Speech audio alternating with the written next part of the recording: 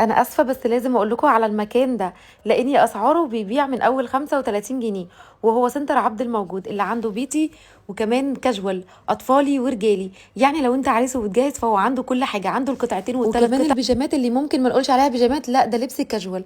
وحتى الاطفالي عنده بيتي وعنده كاجوال. يعني لو انت ام مش بتحبي بقى تلف كتير تجيب البنطلون من ناحيه والتيشيرت من ناحيه، فهو بيجمع لك كل ده، عنده البيتي وعنده الكاجوال، الثلاث قطع والقطعتين، كل ده واكتر موجود في سنتر عبد الموجود.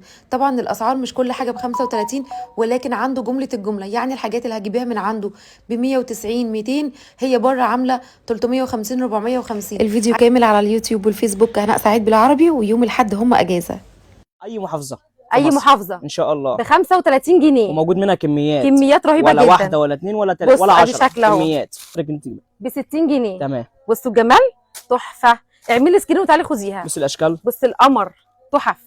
الكلام ده عند عم موجود بس. مبطنه من جوه وتقيله على فكره، وب 60 جنيه. احنا موجودين في ميدان العتبه، وده اول كوبري الازهر، وده شارع الجيش. على ايدك الشمال محطه مترو باب الشعريه، ودي اقرب محطه. احنا اول شارع من ناحيه كوبري الازهر على طول، على ايدك اليمين مدخل الشواذليه. اليافطه اللي بشاور لك عليها دي سنتر عبد الموجود، تاني عماره على ايدك اليمين على طول. هو مول كامل 5 ادوار، مفروشات وبيتي واطفالي ورجالي. الدور الاول الاطفالي.